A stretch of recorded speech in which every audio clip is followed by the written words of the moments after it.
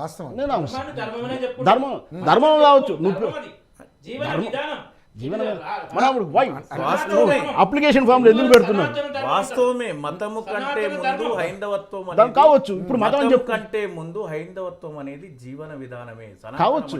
పురాతన ఇప్పుడు కాలమాన కాకపోతే ఏంటంటే వర్తమాన సమాజంలో హిందుత్వము హిందూ అంటే మతమే నష్టమే. మతం చెప్పుకోవడానికి ఇబ్బంది పడాల్సిన అవసరం లేదు. భారతీయ జనతా పార్టీ అది నా వ్యక్తిగత అభిప్రాయం. మంచి ప్రశ్న అనేది చెప్పుకుంటే ఏ నష్టమే ఉంది? మార్చుకుందాం, చట్టం మార్చుకుందాం. మతమే నందా మతం అంటే ఎవరు ఉన్నది? చిన్న చూపు ఉందా?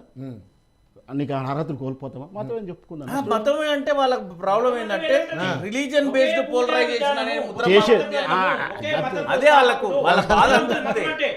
మతం అంటే మత స్థాపకుడు ఉంటాడు, మత గ్రంథం ఒకటే ఉంటది. మతాన్ని డెఫినేషన్ ఎవరు ఇచ్చారు? అది ఏం లేదు. ఇంకో చెప్తా. రైట్. ఇకపోతే ఇక్కడ భారతీయ జనతా పార్టీకి మొదటి నుంచి 89 నుంచి నేను చెప్తున్నాను, ఖచ్చితంగా వీళ్ళు క్యాచ్ చేసుకుంటలేరు. భవిష్యత్తులో ప్రజా సమస్యలు వదిలేసి ఇప్పుడు కాంగ్రెస్ వైఫల్యాన్ని క్యాచ్ చేసుకోకుండా ఇంకా నిద్రాస వ్యవస్థలో ఉన్నారు. సంవత్సరన్నర అయినా కూడా ఇది అంటే ఇప్పుడు నేను చెప్పవచ్చు కాంగ్రెస్ బీజేపీ బి టీము ఏ టీం అని రాజకీయ కోణం అవుతుంది. కానీ ఎందుకు సమస్యలను జెండార్ చేసుకోవట్లేరు? చేసిందని ప్రజలకు ఎందుకు తీసుకోపోవట్లేరు? వేరే బీఆర్ఎస్ పార్టీ నుంచి వలసలు పోతుంటే భారతీయ జనతా పార్టీ ఎందుకు వెళ్ళట్లేదు? ఇవన్నీ కూడా అర్థం వస్తుంది. ప్రజలు ఇవి చూస్తున్నారు కాబట్టి బీఆర్ఎస్ అయినా ప్రత్యామ్నాయం చూస్తున్నారు. దాన్ని క్యాచ్ చేసుకుంటే బీజేపీ వచ్చినా తెలంగాణకు రాష్ట్రానికి మంచి జరిగినా ఆహ్వానించాల్సింది, బీజేపీ వచ్చినా జరిగా. కాకపోతే ఇక్కడ ఏంటంటే ఇన్నిసార్లు ఇన్ని పార్టీలు వచ్చాయి కాబట్టి ఒకసారి బీజేపీకి అవకాశం ఇవ్వాలి. ప్రజలు ఏమన్నా ఆ రకంగా ఆలోచిస్తే చెప్పలేదు, దానికి కూడా ఆస్కారం లేకపోలేదు. ఉంది, రావచ్చు, ఎవరైనా రావచ్చు. రైట్.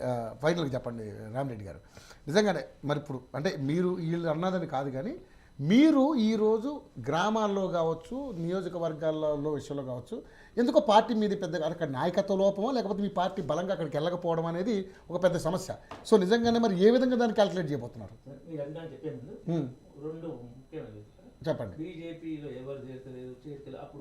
అవును, బీజేపీ ఎంపీ టికెట్లప్పుడు చేరుకుని వేరే పార్టీలు వచ్చిన వాళ్ళకే టికెట్లు ఇస్తారు. ఒకరిద్దరు ఎక్కువ వస్తేనేమో ఫిరాయింపులను ప్రోత్సహిస్తుంటారు. వినండి, ఒకరిద్దరు తక్కువ వస్తేనేమో ఒకరిద్దరు తక్కువ వస్తేనేమో ఎవరు చేరతలేరంటారు. వినండి, దాని బీజేపీ విషయం చెప్పాలంటే నన్ను మాట్లాడండి రవి గారు, నన్ను మాట్లాడండి, ఓకే నన్ను మాట్లాడండి.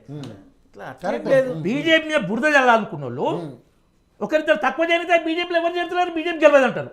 ఒకరిద్దరు ఎక్కువ చేరితే బీజేపీ ఫిరాయింపులను ప్రోత్సహిస్తుంది. వాళ్ళ ఉద్దేశం బీజేపీని బురద జల్లడం. ఆ ఎజెండా పెట్టుకున్న వాళ్ళు ఏ విధంగా అయినా మాట్లాడతారు. సో అట్లా అది పార్టీ వాళ్ళు కావచ్చు, కమ్యూనిస్టు కానీ ఇంకెవరైనా వేరే విధంగా ఉన్నారు. కొంతమంది అందరూ కేసీఆర్ మీద పార్టీ అభిమానంతో ఉంటారు. ఇంకా బచ్చు శ్రీనివాస్ గారు వారు కొన్ని వాస్తవాలు మాట్లాడారు. వాళ్ళని నేను వ్యక్తిగతంగా వారిని అప్రిషియేట్ చేస్తున్నా. ఎందుకంటే బీజేపీ యాక్చువల్ కాదు, వాస్తవాలు మాట్లాడారు. వాస్తవ పార్టీ అంటే రాజకీయ పరిస్థితి చెప్పారు. ఇప్పుడు బీజేపీ ముస్లింలకు వ్యతిరేకం కాదు, ప్రచారం అట్లా జరుగుతుంది అన్నారు. ఇంకా కొన్ని వాస్తవాలు మాట్లాడారు. కానీ కొంతమంది ఏంటంటే వాళ్ళు పార్టీ కాకపోయినా బీజేపీ అది చేస్తారు, అదొకటి. సరే, కాంగ్రెస్ గురించి ముందు ఏంటంటే అసలు బీజేపీ అనేది పార్టీ కాదు, ప్లాట్ఫామ్ అన్నారు. ప్రపంచంలో నెంబర్ 1 పార్టీ. చెప్పండి ఇంకో పార్టీ బీజేపీ లాగా ఉన్నది సభ్యత్వం కానీ ఇంత క్రమశిక్షణ ఉంది? ఒక్క పార్టీ పేరు చెప్పండి. క్రమశిక్షణ ఉందా సార్ నిజంగా? బీజేపీలో క్రమశిక్షణ ఉంది. ఇప్పుడు బీజేపీ ఎట్లా డిక్టేటర్షిప్ లేదు. ఇందాక ఆయన అన్నట్టుగా క్రమశిక్షణ అంతా. ఇప్పుడు కేసీఆర్ పార్టీలో కేసీఆర్ కుటుంబాన్ని ఎవరైనా విమర్శిస్తే బయటకు వెళ్ళకూడదు. బీజేపీలో హైడ్రా విషయంలో వేరే వేరే అభిప్రాయాలు చెప్పారు. తర్వాత పార్టీ కూర్చొని చెప్తే అందరూ అవును ఇదే హైడ్రా చేసి తప్పని మళ్ళీ అందరూ మొదట్లో వేరు మాట్లాడారు. అది మాట్లాడేసి తర్వాత పార్టీ మీటింగ్ పెట్టి హైడ్రా ఏంటంటే ధనం ఉన్న వాళ్ళకు నోటీసులు వస్తుంది, పేద ప్రజలను ఇల్లు నోటీసులు లేకుండా కూల్చేస్తుంది. కాబట్టి దాన్ని సమర్థించడం తప్పని పార్టీ రివ్యూ మీటింగ్లో చెప్పినాక అందరూ మన కొండా విశ్వేశ్వరరెడ్డి కానీ ఎవరైనా దాన్ని సవరించుకున్నారు. పార్టీలో ఒకసారి మాట్లాడినప్పుడు వెంటనే చేయకూడదు. కానీ కాంగ్రెస్ అంటే కాదు. కోమటిరెడ్డి రాజగోపాల్ రెడ్డి ఏమన్నాడు? 50 కోట్లు పెట్టి పీసీసీ అధ్యక్షుడు కొనుక్కొచ్చుకున్నాడు రేవంత్ రెడ్డి అన్నాడు. జగ్గారెడ్డి విమర్శించారు. ఎంత ఘోరంగా ఒకరు జగ్గారెడ్డి కాంగ్రెస్ లో ఉంటేనే రేవంత్ రెడ్డి అసలు మా పీసీసీ ప్రెసిడెంట్ కాదు అది అని ఎంత అడ్డగోలు విమర్శించుకున్నారు. రేవంత్ రెడ్డి ఏమన్నాడు? కోమటిరెడ్డి బ్రాండ్ వీళ్ళు బ్రాండ్ షాప్లో కూడా పనిచేయడానికి పనికిరాలన్నాడు. ఇట్లా విమర్శించుకున్న వాళ్ళు మళ్ళా మీ కాంగ్రెస్ పార్టీ గొప్ప అంటారు. ఇందిరాగాంధీ మీద అలహాబాద్ హైకోర్టు నీ ఎన్నిక చెల్లదు 6 సంవత్సరాలు నువ్వు రాజకీయ దూరం తీర్పిస్తే ఎమర్జెన్సీ పెట్టింది. వీళ్ళు ప్రజాస్వామ్యం గురించి మాట్లాడతారు, బీజేపీ అంటే అధికారం మాట్లాడతారు. కర్ణాటకలో కానీ, కర్ణాటకలో ఎవరు కుమారస్వామి కానీ, మహారాష్ట్రలో ఆయన ఉద్ధవ్ ఠాక్రే కానీ, మధ్యప్రదేశ్లో కమల్నాథ్ కానీ governor తొలగించలే.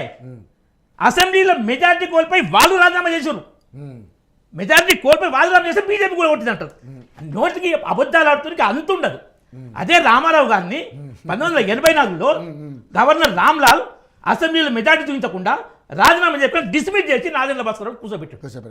Nagendra Bhaskar majority prove చేసుకుని మళ్ళీ రామారావుకి ఇవ్వాల్సి వచ్చింది. ఇది కాంగ్రెస్ దేశవ్యాప్తంగా ఫరూక్ అబ్దుల్లాను కూడా దించేసి ఫరూక్ అబ్దుల్లా బామర్దిని గులాంను సీఎం చేసింది కాంగ్రెస్ పార్టీ. ఆయన 12 మంది చీల్చొచ్చిండు. అప్పుడు ఫరూక్ అబ్దుల్ తల్లి అన్నది ఏ గులాం కెనాట్ రూల్ కాశ్మీర్ అన్నది. ఇలాంటి దేశవ్యాప్తంగా పార్టీలను చీల్చింది. ఎవరిని మన జనతా పార్టీ నుంచి చరణ్ సింగ్ను ప్రధానమంత్రి పదవి ఆశపెట్టి చీల్చింది ఇందిరాగాంధీ. మళ్ళీ మద్దతు ఇవ్వలే, మొదలు లెటర్ ఇచ్చింది మద్దతు. ఇలాంటి దుర్మార్గాలు చేసింది ఇంకా చేసింది కాంగ్రెస్ పార్టీ. వీళ్ళు బీజేపీ అధ్యక్ష గురించి మాట్లాడు. రేవంత్ రెడ్డి సోనియా గాంధీ తిట్టిండు బలిదేవత అన్నాడు. సార్ అది గతంలో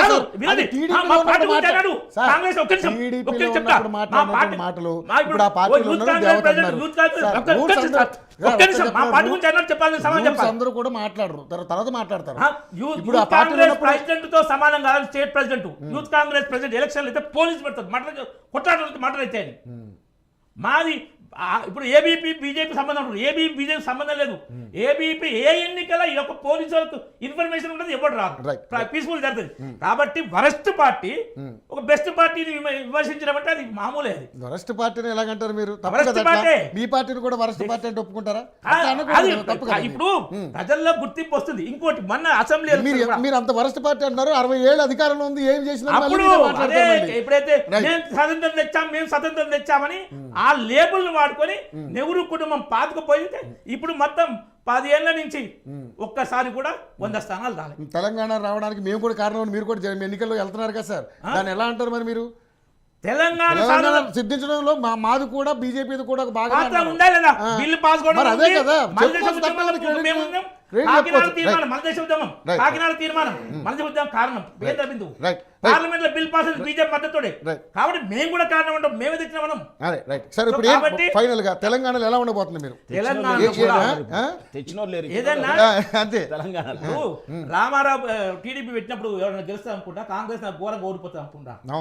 కాబట్టి ఈ 2 పార్టీలు చూసినాక నెక్స్ట్ టైం బీజేపీ మంచి మెజార్టీతో వచ్చే అవకాశాలు బ్రహ్మాండంగా ఉన్నాయి. పార్టీ మీద ఏంటంటే పార్టీ క్రమశిక్షణ ఉంటారు, ఎక్కువ మాట్లాడు, పార్టీ నిర్ణయిస్తుంది ఎవరు స్టేట్ ప్రెసిడెంట్ అనేది. ఇప్పుడు ప్రజలు కూడా ఒక్కసారి మీకు ఇవ్వాలి, ఈసారి ఒకసారి బీజేపీని చూద్దాం అనుకుంటే దాన్ని గెలుపుని ఎవరు ఆపలేరు. దానికి సంబంధించినటువంటి కార్యక్రమాలు మీరు ఎలాగే ప్రజలకు